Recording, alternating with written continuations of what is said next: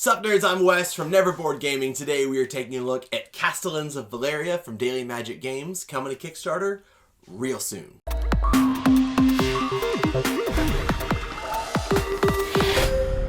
Castellans of Valeria is a non-combative area control game in the Valeria line, obviously, where you control a people and a color, and you are trying to take control of these 6 areas of the map by placing buildings, ships, temples, people, all your pieces onto the board. But the thing that makes it really interesting is that every round, different sections score. So round 1, it's 1, 2, and 3. Round 2, it's 4, 5, and 6. Round 3 is 2, 3, 4, etc. And in the last round, everything scores. So you have all these different buildings that all work in kind of different ways. They give you different bonuses, different abilities almost, in different ways to score. And then you also have monuments that you can build on top of that score based on what everyone has built there. So again, one of the things that I alluded to earlier was that the scoring shifts as it goes around the board. So you don't want to focus all of your buildings into Sector 2 because each section's only going to score a max of 3 times in the game. So you really have to balance out what you put where, because if you just dump all your great pieces into this section, well, you're going to be missing out on these sections later on in the game. Absolutely loved that. The other thing that makes this really fun is the resources of the game. So there are dice in the game, so there is a little bit of RNG in the game, or random number generation, but not a ton, which is something that I really like to see in these more strategic games. Less take that, less, it's more analytical. It's more like, how can I make the best of what I have? So there's a little bit of randomness with the dice, which is how you generate the resources for each round. And then each player is going to draft 3 die from the pool, and those are your resources that you gain every single round. Now, speaking of resources, one of the things that makes this game tight and makes this game, I don't want to say difficult, but it's what gives you a lot of the decisions in the game, is that you only get 3 resource die per turn. So you're not getting an abundance of resource. It's not like you're I have just so much stuff. How do I spend it all?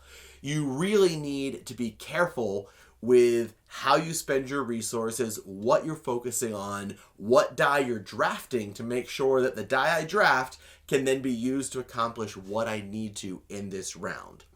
With that, once everyone has drafted all of their die, they are going to take turns taking actions, and the way you take an action is by spending one of the die that you drafted. So again, you draft 3 die, so every single round you only really get 3 actions, which again makes things really tight. You really have to decide, how do I want to best do this? Because every round you're putting 3 things on the board, and there's other ways to put more things out there, but realistically there are 3 things you're doing, and there are 3 sectors of the board that are scoring each round.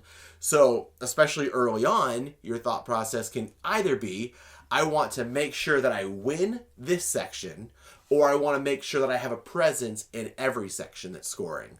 And ideally, you do a little bit of both. You say, I want to make sure I score based on every section, but I also want to make sure that I can win some of them, or all of them would be most ideal. But that's probably unlikely, because there is a gradient scoring. So whoever has the most control of a section gets 6 points. Whoever has second most control gets 4 points. Third most control gets 2 points. So especially in a 2 or a 3 player game, just being there is going to give you points, which is great. You definitely want to do that. In a higher player game, there's going to be a little bit more contesting over areas, because if you have a presence there, but you're in 4th place, you get nothing. You get nothing. You lose. Good day, sir. So that really isn't, I don't want to say it's worthless, because it could score later on, but especially that round, you want to make sure that you do something with every single move. And that's really the name of the game for me. Every single move, you want to make sure you do something. Something gives you points, something advances you, something gets you more resources, something gets you closer to building your engine to winning the game. Now, there are additional ways to get resources other than just the 3 resources that you draft. So there's the wharf down here, which lets you buy and sell resources, and that rotates every round. There's always something fresh, something new. Every game is a little bit different, but it's also piece limited. So there is some fighting. There are rounds where I say, ooh, that person definitely plans on buying resources this game. I go first. I'm going to go buy up all the resources they want. And that's really like kind of the extent of the hate drafting or the take that mechanics in the game, is that hypothetically I can sometimes take some things that you want, but I can't attack you. I can't destroy your buildings. I can't, make you discard cards. There's none of that like really aggressive take that, but there is a little bit of hate drafting that can go on. The other way you can get resources is there's just an action to let you reap your dice again, the harvest action. So you can double the resources that you get on those dice, which again, super valuable going from 3 resources to 6 resources. Like, can be a game changer, but you have to be really careful when you do that. Because again, 3 actions per round, do you really want to spend one of those 3 actions just reaping your dice again? And again, there are the sub-actions, so when you do that, you can build windmills, which are one of my favorite buildings in the game, by the way, which are, they go in between the sections and give you a half point either side, which doesn't seem all that important. But again, when you're vying for control, 6 points for 6.5 points, that half a point makes all the difference. And that'll probably lead me into some of like the comboing in the game, that there are definitely ways, like you want to chain actions together so that I did this, so I can do this to get me this. And one of the main combos you get are with these cards up here, which are the people that you can recruit into your village.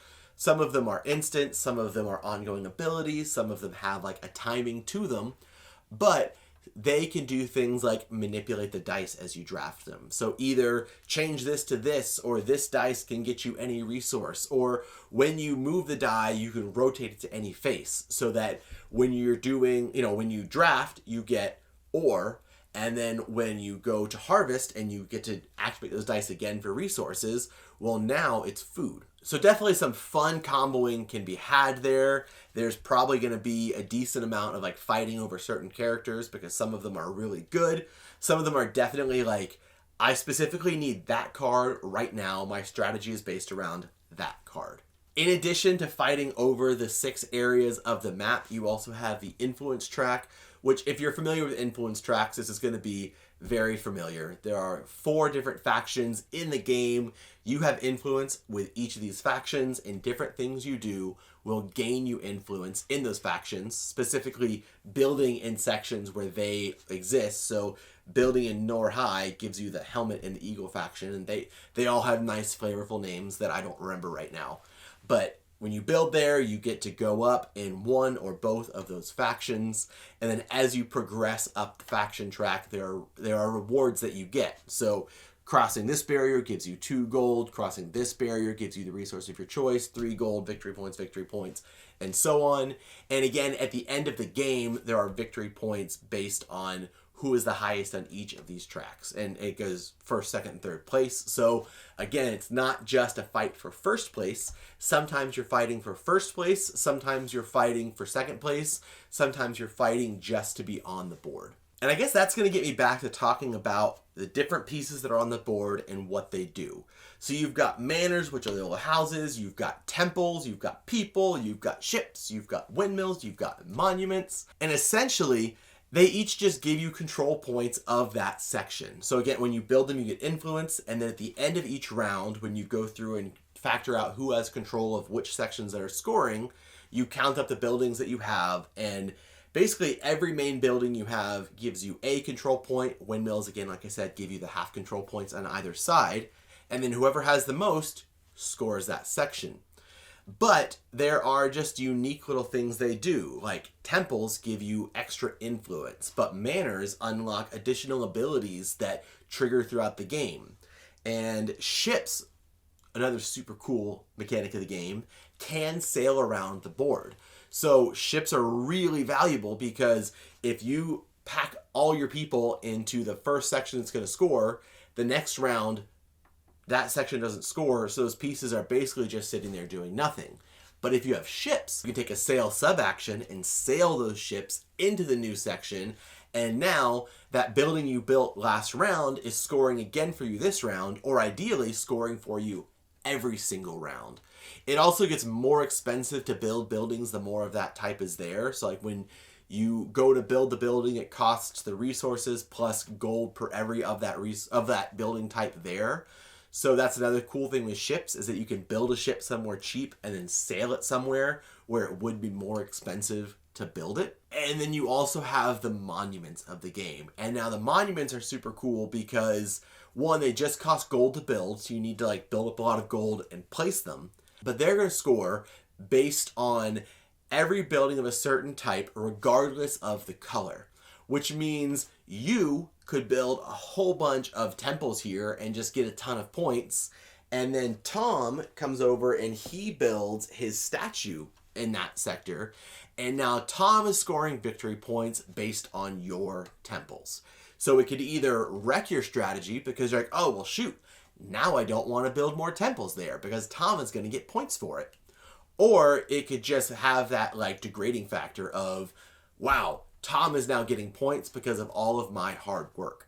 This game is just so solid. It's so strategic. It's so rewarding when like your plan comes together. When you're working with so little, when you have so few turns and so few resources, and you're able to like pull off the perfect combo, you're able to get the timing, you're able to like beat someone to the punch, or like they think they've got it and then you build a building or you sail your ship in and take it from them.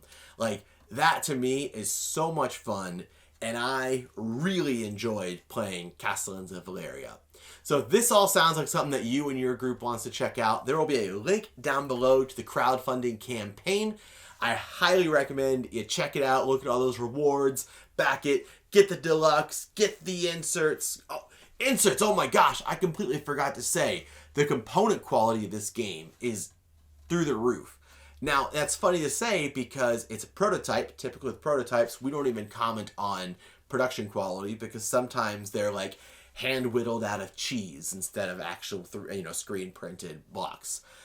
However, this game is already, it's pretty close to production value already. There's a couple changes that'll be made, but oh my gosh, super nice. All the different pieces, all the different sculpts, the different buildings, the screen printing on them.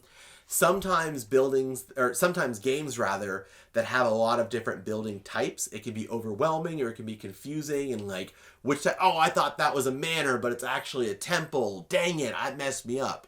Super easy to tell everything apart.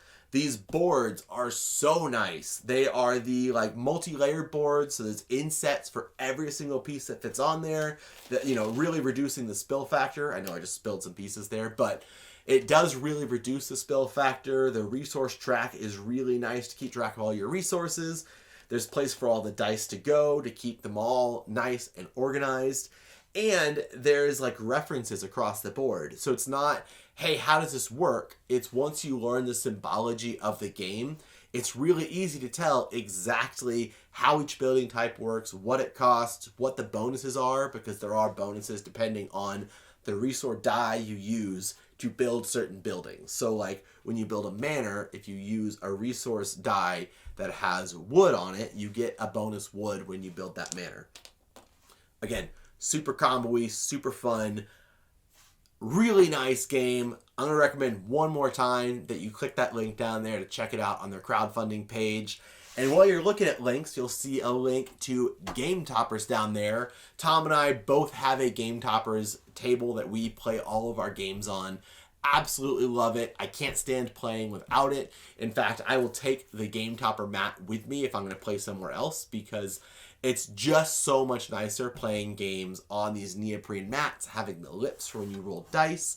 Just like the whole thing really takes your gaming experience to the next level, and I highly recommend you check them out.